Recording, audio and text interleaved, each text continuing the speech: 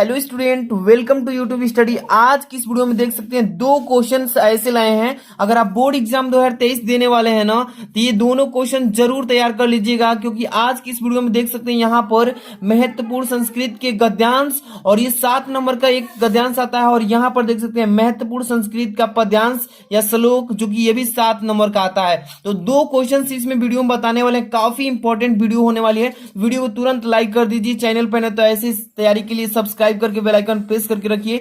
देख सकते हैं कि बोर्ड एग्जाम में आपको संस्कृत के गद्यांश को कैसे सॉल्व करना है, एक एक चीज आपको सिखाया जाएगा, और पद्यांश कैसे हल करना है। तो वीडियो पूरा देखिए और तैयारी अच्छे से करते रहिए। चलिए स्टार्ट करते हैं। सबसे पहले नंबर यहाँ पर हम एक पहले गद्यांश करेंगे, संस्कृत का जो गद्यांश है इसको करेंगे। देखिए सबसे पहले ये क्वेश्चन इस तरीके से आपको बोर्ड एग्जाम पूछेगा कि दिए गए संस्कृत गद्यांश का संदर्भ सहित हिंदी में अनुवाद कीजिए, जो कि 7 नंबर का आता है। संदर्भ लिखना है गद्यांश का और साथ में उसका हिंदी में अनुवाद करना है, तो 7 नंबर मिलेगा। तो चलिए सबसे पहला नंबर यहाँ पे आपको दिख रहा है ना, क्या लिखा गया है गद्यांश, अच्छे से पढ़िए। पहले देखिए क्या लिखा है इसमें कि यथैव पकड़वतम जीवनम तथैवते जीवनम स्यात्। ठीक है, इसके बाद देखिए कह रहा है अमृतत्वस्य तु नशास्ति वितेन इति सा मात्रेयी उवाच येनाहम नामृता।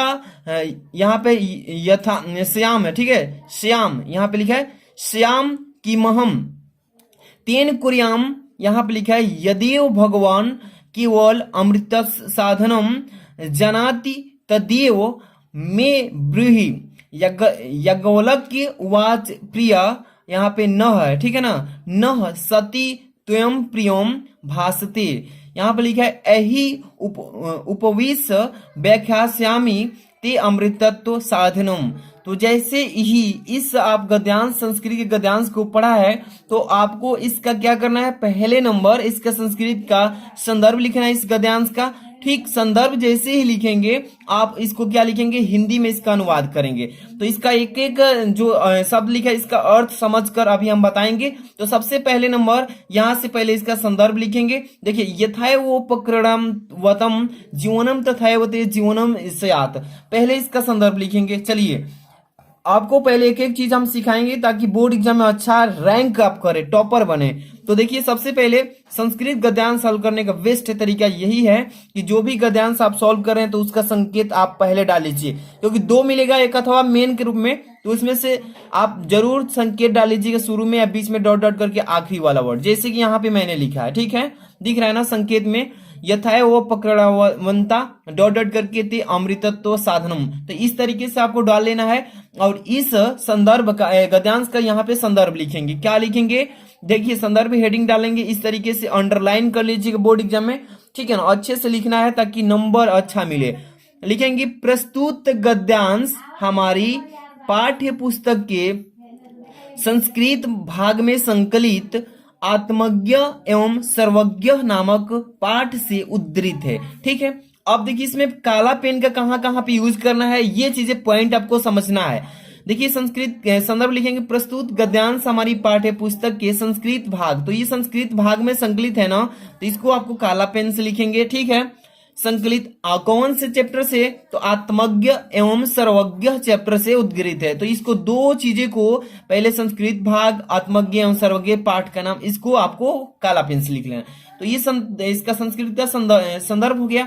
अब इसका ये जो गद्यांश दिया इसका अब हिंदी में अनुवाद, यथैव, जो यथैव मतलब जो वो पकड़वंता, इसका मतलब होता है धनवान या संपत्ति वाला, जीवन मतलब जीवन, तथैव ते मतलब तुम्हारी, जीवनम मतलब जीवन है, स्यात् मतलब तुम्हारा भी। चलिए पहले इसका यहाँ पे तो अच्छे से एक एक लाइन पढ़ेंगे और यहाँ पे अर्थ बताएंगे। देखिए एक एक चीज समझाएंगे, ध्यान से देखते चलिए।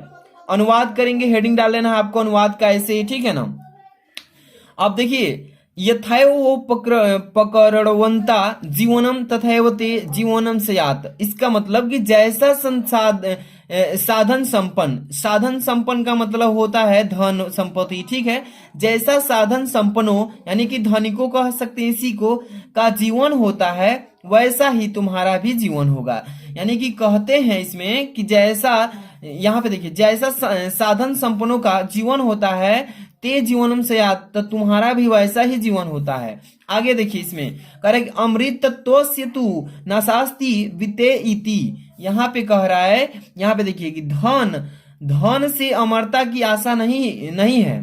धन जो है, धन से अमरता की जो आशा है उससे आशा नहीं है। अब यहाँ पे देखिए, अब इसके आगे पढ़ेंगे। अब सा मैत्रेयी वाच ये नाहम नामृता श्याम किमहम। इसका मतलब कि जैसे सभी धनवान लोगों का अध्यात्मक की ओर ध्यान ही नहीं है, अब देखिए वैसे ही तुम भी हो। वैसे ही कौन हो? तुम भी हो। अब देखिए तब यहाँ पे लिखा है तब उस मैत्री ने कहा, तब उस मैत्री ने कहा, यानी कि मैत्री वास, तब उस मैत्री ने कहा येनम नामृता श्याम किमहम। तब उस मैत्री ने कहा कि जिससे मैं अमर न हो सकूं उसे लेकर ही मैं क्या करूंगी, उसे जिससे मैं अमर नहीं हो पाऊंगी उसे लेकर मैं क्या करूंगी। ठीक है, कुरियाम तक इतना अर्थ हो गया। यदेव भगवान केवल अमृतत्व साधनम जनाति। कह रहे कि हे भगवान, मतलब कि हे प्रभु, हे भगवान केवल मुझे वो अमृतत्व का साधन ही बताइए, तदेव में ब्रीहि, जो आप जानते हैं। ठीक है, तो यहाँ पे लिखेंगे देखिए कि भगवान आप जो केवल अमरता की प्राप्ति का साधन जानते हो वही मुझे बताइए, वही मुझे बताइए कि तदेव में ब्रूहि, मतलब कि जो केवल वही मुझे बताइए जो आप जानते हैं। ठीक है, अब देखिए यहाँ से लिखा है यज्ञवल्क्य वाच। यज्ञवल्क्य बोलते हैं, वाच मतलब कहते हैं कि प्रिया न यहाँ पे न है, ठीक है ना, न सती त्वं प्रियम भासते।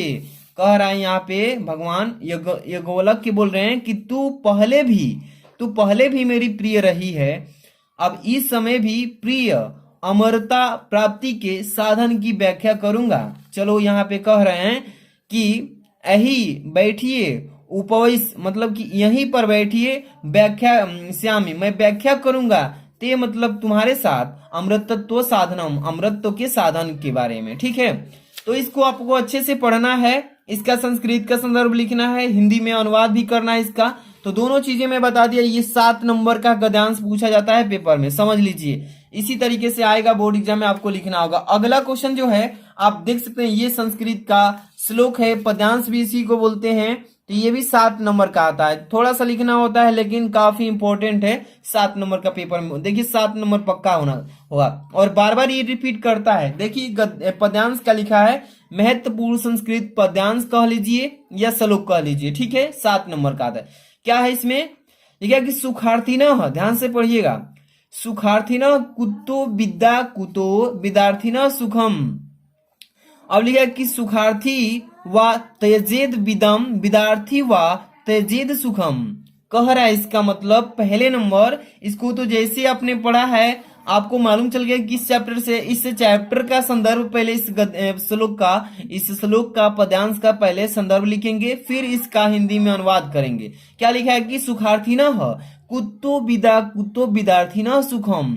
इसके बाद कि सुखार्थी व त्यजेद विदम विद्यार्थी व त्यजेद सुखम। अब देखिए इसका पहले संदर्भ लिखेंगे। सबसे पहले नंबर टिक समझिए, सबसे अच्छे तरीके से लिखने का ढंग समझिए। यहाँ पे पहले संकेत लिखेंगे, आपको संकेत पहले लिख लेना अच्छे से। ठीक है, क्या लिखेंगे, सुखार्थिनः डॉट डॉट करके आखिरी का त्यजेद सुखम, ये हो गया आपका संकेत।